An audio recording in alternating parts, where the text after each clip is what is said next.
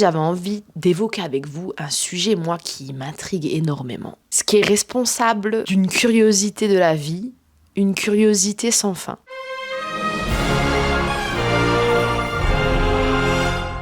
De base, on va partir sur l'effet de halo.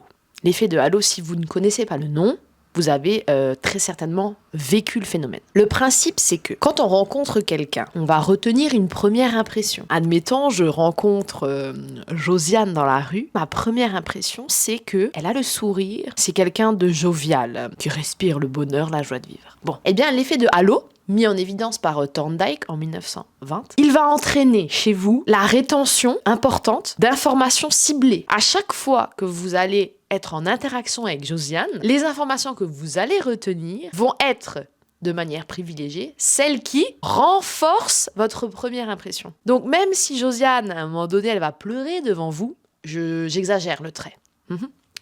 Elle pleure devant vous. Vous n'allez pas retenir ça. Parce que pour vous, Josiane n'est pas triste. Par essence, par cuidité. Si maintenant, pendant 20 minutes, vous discutez avec elle, pendant 18 minutes, elle vous dit que sa vie, elle ne l'apprécie pas, qu'elle ne se sent pas bien, mais que pendant 2 minutes, elle vous dit « Oh punaise, aujourd'hui, j'ai reçu une BMW et ça me met en joie parce que je peux accélérer. » Ok. Tu vas retenir ça. Tu vas dire, ben voilà, Josiane, elle se contente de petits plaisirs dans la vie. Je force le trait, mais c'est juste pour qu'on comprenne. On l'a tous vécu, ce truc-là. Moi, je perçois super bien les gens. Je l'ai capté dès le premier regard, le mec. Mais en fait, c'est une illusion. C'est juste que t'es beaucoup plus attentif aux signes qui confirment ce que tu penses de cette personne. Du coup, là, on va en venir à un effet, à un phénomène autre qui est beaucoup plus large, mais qui s'inspire de ça. Là, je suis en train de lire Boris Cyrulnik. C'est un mec que j'aime bien, un philosophe que j'ai l'habitude de lire. La nana lit 5 pages par an. Pas grave. L'idée simple, c'est que notre cerveau, il perçoit les choses dans son environnement au travers d'un filtre. Toi, comme moi, nous n'avons pas le même filtre. C'est absolument extraordinaire parce que tu te dis, tu peux être assis à côté de moi, tu ne vas pas voir la même chose que moi. Même si on regarde dans la même direction, qu'on est focalisé sur la même chose, on n'aura pas le même récit de ce qu'on vient de voir. Il y a plein de conséquences à ça. Je vais vous citer un exemple que Boris Cyrulnik reprend dans son livre Les nourritures affectives, qu'il a sorti en 2000, je crois. Trop drôle. Je vous lis le machin truc bidule, ok ? De Clérambault, le maître complice de Jacques Lacan, fut le seul psychiatre spécialiste du fétichisme des étoffes. Vous avez bien entendu. Lorsqu'il s'est suicidé, on a découvert qu'il collectionnait lui-même les étoffes et les photos de drapés étranges. Il percevait effectivement les formes auxquelles il était le plus sensible. Sa vision du monde reproduisait son monde intime. En fait, la perversion des étoffes n'existe pas. Sinon, toutes les femmes en seraient atteintes.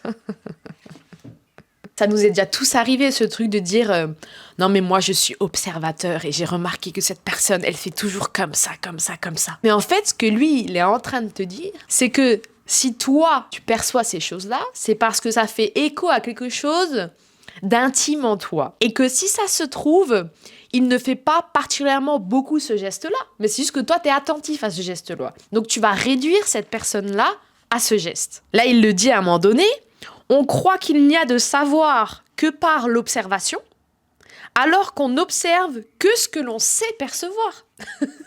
Et ça, c'est fort, je vous le redis. On croit qu'il n'y a de savoir que par l'observation, alors qu'on n'observe que ce que l'on sait percevoir. C'est comme si d'un côté, vous aviez la réalité, et de l'autre côté, vous avez le traitement de cette réalité par votre cerveau. Ça, on peut aussi le constater. Par exemple, vous prenez 2 téléphones différents. Vous comparez les appareils photo. Il y a un iPhone, il va prendre une photo. Vous mettez un Xiaomi à côté, il prend la même photo. Pour autant, vous n'allez pas avoir le même résultat en termes de photos, en termes de couleurs, de contraste, de je ne sais quoi, je ne suis pas spécialiste. Mais, toujours est-il que vous avez la même photo, la même réalité, mais le traitement informatique de cette réalité vous donne un autre résultat. Et bien en fait, là, il se passe la même chose. Votre cerveau est un putain d'ordinateur, mais qui vous biaise. Et on garde bien le « i » dans le mot « biaisé ». Merci. Et là, encore une fois, Boris Cyrulnik le dit beaucoup mieux que moi. La forme du monde perçu dépend de celle de l'appareil à percevoir. C'est extrêmement beau. Et lui, pour vous prouver que c'est bien une construction mentale, tout ça, il va passer par la pathologie. Si maintenant votre appareil à percevoir, votre punaise de cerveau, begouille, il est atteint d'une pathologie fonctionnelle, ça va directement se répercuter sur votre monde, sur votre manière de percevoir. La destruction localisée d'une toute petite zone du cortex latéral qui traite l'image donne du monde un dessin avec un trou, une lacune dans les informations à cet endroit. Si ce trou se situe à la pointe du lobe occipital, les informations visuelles sont correctement perçues, mais ne s'agencent plus en images. Le sujet n'est pas aveugle.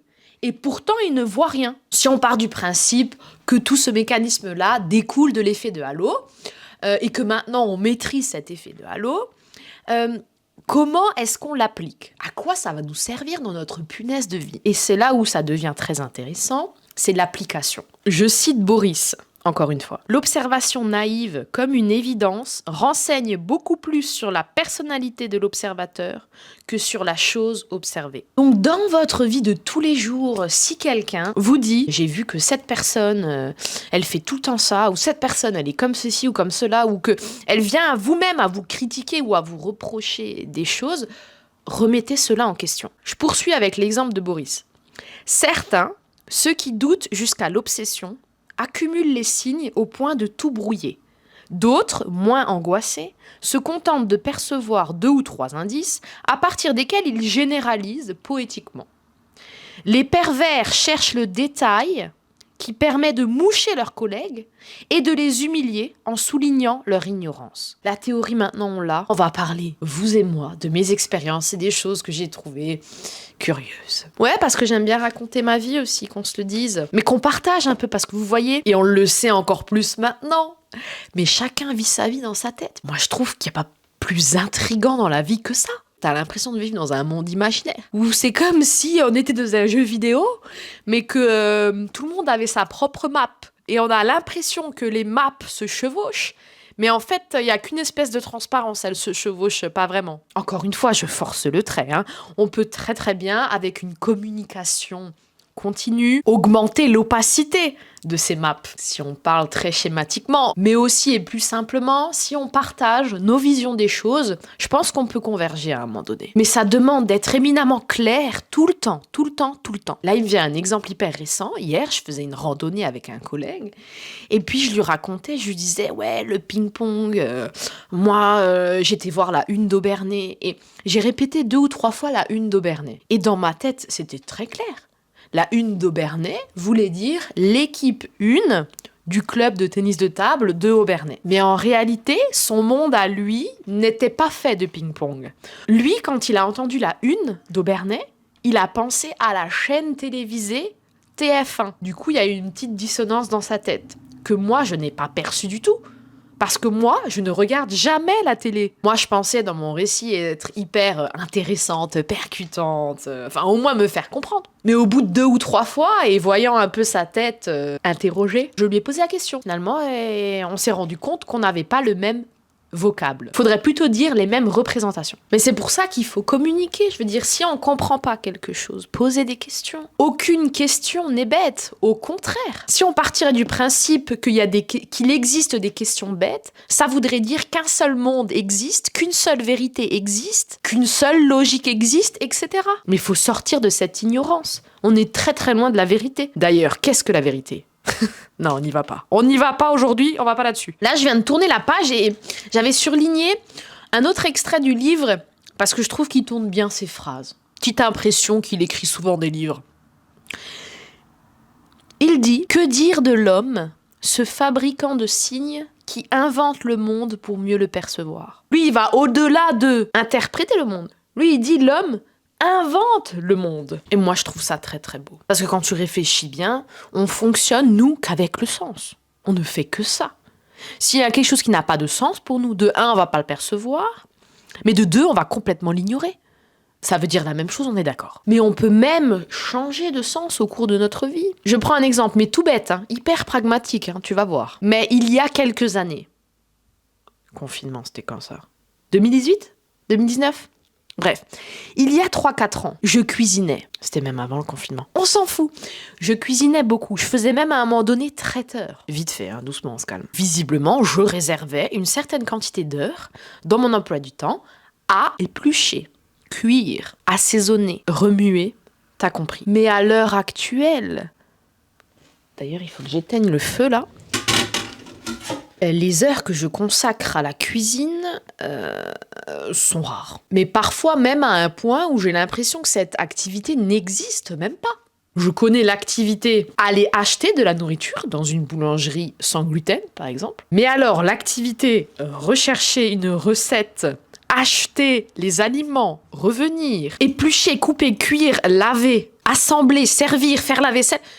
Tout cela, ce sont des choses que je fais moins, tout simplement. Parce qu'à l'heure actuelle, ça a un petit peu moins de sens. A contrario, lire des choses, des mots, des phrases bien tournées qui traitent de la psyché humaine, du comportement de l'être humain en société ou lui-même dans sa propre tête, ça fait sens. Ça me rend vivante beaucoup plus que de cuire des aubergines. Je dis aubergine, non pas parce que c'est un légume qui possède une signification particulière dans l'imaginaire collectif, mais parce que j'en ai en cuisson à l'heure actuelle. Oui, je suis en train de faire une ratatouille et ça vient à l'encontre de tout ce que je viens de démontrer. Mais rassurez-vous, c'est la première ratatouille que je fais depuis X années. Alors peut-être que ce sens qu'on met à différentes choses, activités, va différer selon les périodes de notre vie. Il y a un peu de maturation du cerveau qui joue là-dedans. J'avais vu dans un livre, ou de je ne sais où ailleurs, que la dernière partie à être mature, c'est la partie émotionnelle. Et la partie émotionnelle étant clairement reliée à l'interaction sociale, à mon sens, eh bien, tout ce qui est relations humaines, forcément, tu vas un peu plus t'y intéresser à ce moment-là. Alors, c'est un des facteurs, il n'y a pas que ça. Tu vois, encore une fois, je pense à quelqu'un qui m'a dit l'autre fois, parce que moi, je lui ai dit, moi, je suis très dans le feeling, je suis très dans... moi, je vais forcément être motivée par une activité si... Il y a une personne dans le lot que j'aime bien. On peut faire ce que tu veux, hein.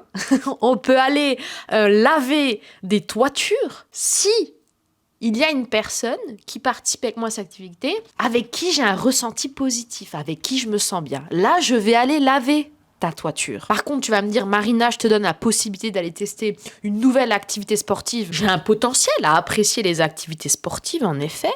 Mais par contre, c'est pas une passion à un tel point que, effectivement, je vais y aller seule. Aller marcher, aller faire ma musculation, aller nager, aller faire du ping-pong. Ça me dérange pas de le faire seule parce que je suis à un niveau d'affection pour l'activité qui est suffisante. Mais pour toute autre chose à laquelle je ne voue pas une telle passion, il me faut une motivation liée à l'interaction humaine, sociale. Je vais éviter de taper avec le coude sur ce bureau. Ça vibre. Encore une fois, je me suis éloignée du sujet, mais ce que je voulais vous dire par rapport à ça, c'est que mettre en parallèle, moi, mon appétence pour les relations humaines, ce feeling, et la conversation que j'ai eue il n'y a pas très longtemps avec un ami, il m'a dit, moi, à contrario, je suis très dans le factuel. C'est-à-dire qu'il va être très peu sensible à quelque chose que tu vas dire, quelque chose que tu vas faire. Lui, c'est plutôt cette personne aime les éléphants et moi aussi. Du coup, c'est une bonne personne avec qui je vais pouvoir faire une activité. Ou alors, cette personne apprécie le travail sur ordinateur. Je sais pas, je dis n'importe quoi. Et moi aussi, donc, je vais tendance. Pas du tout. Je vais avoir tendance à plutôt l'apprécier. Mais moi, ça suffit pas, le factuel. Par exemple, j'aime bien le tennis de table. Eh ben, y a plein de personnes qui jouent avec moi au tennis de table, qui partagent la même passion. Donc si j'aurais le même fonctionnement que cette personne, je serais susceptible de nouer des relations amicales avec à peu près tout le monde. C'est loin d'être le cas. Par contre, tu vois, je vais te prendre le cas inverse. S'il y a une personne que j'aime bien, elle peut pratiquer le golf, je vais y aller avec elle. Alors que le golf, ça me fait de l'urticaire de base. J'ai pas de swing. Pour raccrocher un peu au sujet, parce que dans une dissertation, là, j'aurais déjà eu 0 depuis longtemps. Donc, pour augmenter ma note, on va reprendre l'exemple de cette personne qui n'est pas dans l'affect. Eh bien, peut-être que moi, avec mon propre monde intime, qui est visiblement intéressé par justement l'interaction humaine, je vais être très attentive à ce que cette personne va dire ou comment cette personne va se comporter envers moi, ses réactions quand je vais lui dire quelque chose. Et donc, je vais forcément prendre au pied de la lettre et interpréter ses moindres faits et gestes. Et puis après, vas-y que t'extrapoles, et après, vas-y que tu te perds dans des champs de coton. Hein. Le coton, je sais pas pourquoi. Et ça m'est arrivé encore il y a pas très longtemps. Parce que je me rappelle qu'une fois, il y avait une personne, elle m'avait dit un truc, ça m'avait interpellée. J'ai remis le couvert quelques semaines plus tard, je lui ai dit, oui, tu sais, l'autre fois, tu parlais de ça. Si tu dis ça, ça veut dire que ça, toi. Cette personne m'a expliqué en fait ce qu'il pensait derrière ça. Et c'était pas du tout ce que je pensais. C'est-à-dire que moi, j'étais partie dans un 1000 mètres. Lui, il s'était arrêté à 10 mètres. Donc finalement, la conclusion dans cette affaire, parlons, discutons. Ne laissons aucune zone d'ombre, parce que le cerveau comble les vides, et on peut très vite tomber dans l'erreur. D'ailleurs, la preuve incontestable que le cerveau comble les vides, vous avez déjà vu des enseignes, il y a les dernières lettres qui sont un peu effacées. T'inquiète pas que ton cerveau, en 2 secondes, il te comble le trou. Lui, il te lit ce qu'il a envie de lire, hein. Il n'y a pas de souci. Pour lui, il y a le mot, il est complet. Hein. Pas sûr que ce soit le bon mot, mais il y a un mot. D'ailleurs, il y a certaines polices d'écriture sur Word où les lettres ne sont pas finies, mais pour autant, tu arrives très bien à lire. On va juste finir par une autre citation du livre Nourriture affective. Pas parce qu'il a un rapport avec le thème de la vidéo, pas du tout, mais parce que je le trouve intéressant et peut-être sera utilisé pour une autre vidéo, maybe. Si l'autre est